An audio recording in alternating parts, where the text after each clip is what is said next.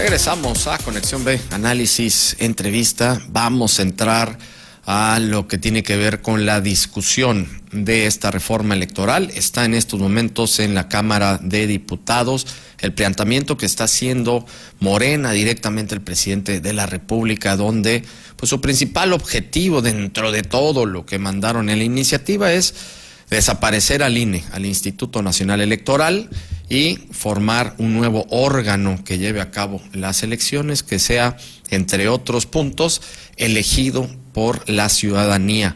Vamos a ver de qué se trata toda esta discusión y hasta dónde puede llegar y las consecuencias que podemos tener al respecto. Está listo con nosotros Jorge Silva, analista de nbnoticias.mx, también economista del CIDE, hablando en nuestra sección Proyecto con Idea, Economía, Finanzas y Políticas Públicas.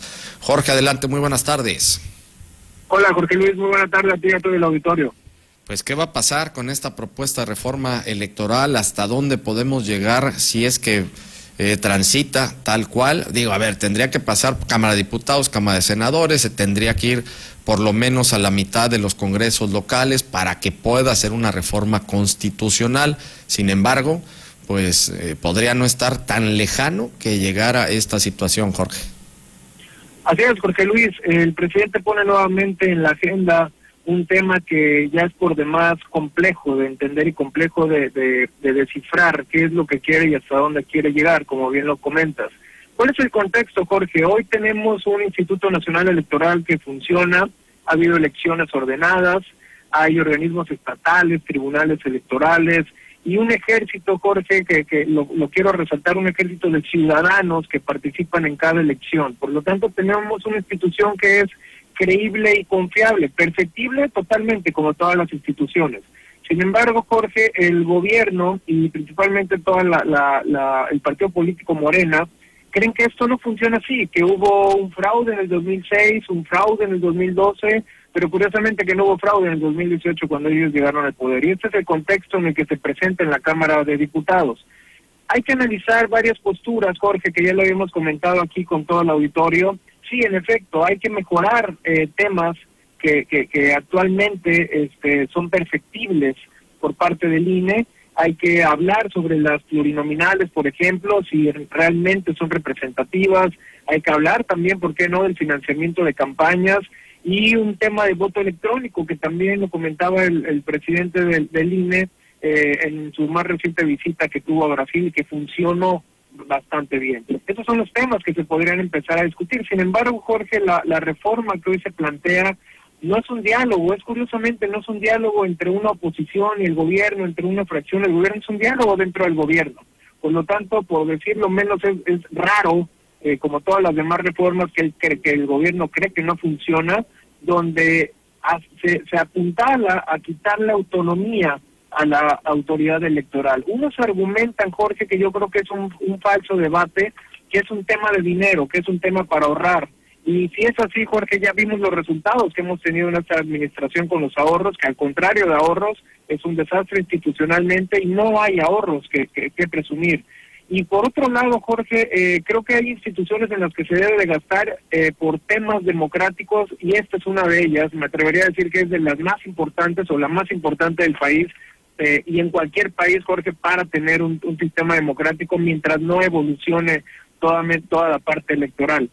Otro tema a analizar, Jorge, aquí es reduces financiamiento, correcto, reduces financiamiento que muchos partidos se han puesto a favor de esto, pero lo reduces prácticamente a menos de un año de una elección en el 2023, que es en Coahuila y en el Estado de México, y prácticamente en la antesala del 2024 cuando tienes un cambio presidencial.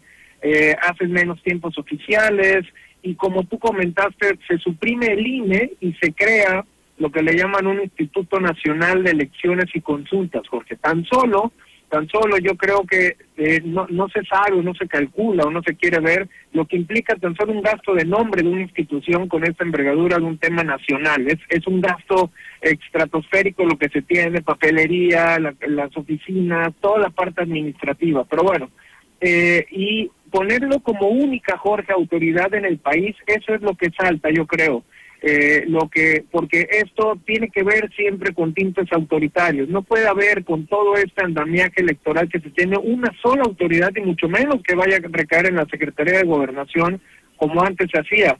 Y también otra bandera que ponen es fortalecer la participación ciudadana, poniendo la misma ciudadanía otra vez a la arenga del pueblo y del pueblo, poniendo ellos, los consejeros, ante mecanismos que realmente a hoy no los entiendo, como por ejemplo poner candidatos vía listas y estas listas aprobadas. Se asemeja un poco más a la dinámica que tiene el partido en su interior, Morena, cuando hace estas consultas que nadie sabe cómo se hacen. Pareciera que se quiere replicar ahora temas nacionales y en temas de elección, Jorge. Para finalizar los comentarios o el análisis, yo creo que hay que defender, o nos toca como ciudadanos defender esto, que sí puede ser el último bastión para en temas institucionales, para fortalecer la democracia, tanto que se ha debilitado, y lo he insistido, lo he remarcado en las entregas que te hago, y no pretender alinear precisamente una autoridad electoral a la voluntad presidencial, Jorge, cuando ya sabes que hoy en día tenemos a la voluntad presidencial prácticamente a las Fuerzas Armadas, alguna parte del tribunal, la Suprema Corte de Justicia. ¿Qué decir, Jorge, de la mayoría de la Cámara de Diputados y de toda la bancada morenista que prácticamente alza la mano? Yo creo que es hora de, como ciudadanía, defender ese tipo de instituciones, defender la democracia, Jorge, y evitar totalmente una debilitación de partidos políticos que podrían desaparecer quizá muchos por este tipo de iniciativas, Jorge. No, ya lo creo que sí. Lo que indicas, por una parte, digo, es un absurdo pensar que puede haber un ahorro si se hacen recortes al INE. Eso para nada, al contrario, va a afectar la democracia. Coincido contigo en ese punto. Y la otra, pues también es un absurdo pensar que se puedan llevar a cabo elecciones de personajes que no tengan, pues probablemente muchos de ellos, experiencia en materia electoral. Entonces realmente sería un sinsentido tener un organismo que no tenga la capacidad para poder llevar una elección. Y ojo, aquí también hay un tema crucial, Jorge, en este punto del INE. Por una parte, las elecciones se llevan a cabo a través, la gran mayoría de las elecciones, o más bien del proceso electoral, se lleva a cabo con ciudadanos directamente, que es ser insaculados, es decir, que vayan, toquen a tu casa, precisamente funcionarios del Instituto Nacional Electoral, y te digan que saliste elegido para ser funcionario de casilla y estar dentro del proceso electoral y el día de la elección. Es decir, se vigilan a través de la ciudadanía. Tan es así que por eso las últimas encuestas que hay un promedio de un 68 a 70% de aceptación en la opinión pública hacia el Instituto Nacional Electoral. No es menor, al contrario, tiene una aprobación mayor que el propio presidente de la República. Así es que tratar de desaparecer un órgano que tiene esta calificación tan alta se me hace también un despropósito, o más bien un propósito intencionado directamente del Ejecutivo Nacional y de su partido para poder controlar las próximas elecciones, tanto 2023 como 2024, Jorge. Es correcto, Jorge. El reconocimiento siempre es a toda la ciudadanía, quienes hemos sido parte de ser funcionarios de casillas, estar como representantes y checar todo el andamiaje que se pone y toda la estructura que se tiene electoral, lo cual es muy valioso. Desarmar esa parte, Jorge, cuesta mucho dinero, pero también cuesta para las instituciones y para la tranquilidad de una elección, que a hoy en día creo que tenemos elecciones, aunque hay problemas y ha habido temas de violencia muy complicados, pero al menos tenemos elecciones y al menos sabemos un resultado al final del domingo por la noche para empezar a tratar de que funcione la democracia en el país, porque como bien lo apuntalas.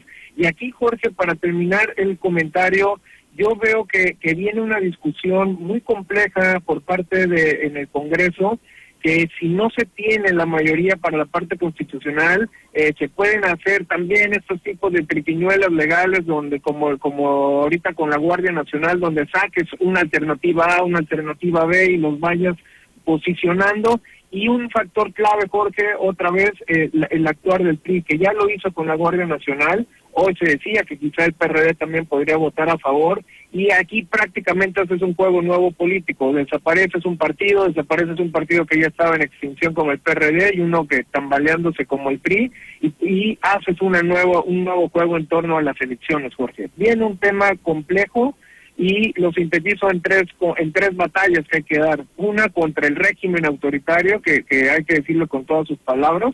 Dos, contra la misma oposición, Jorge, porque ya hoy en día no se sabe contra quién es.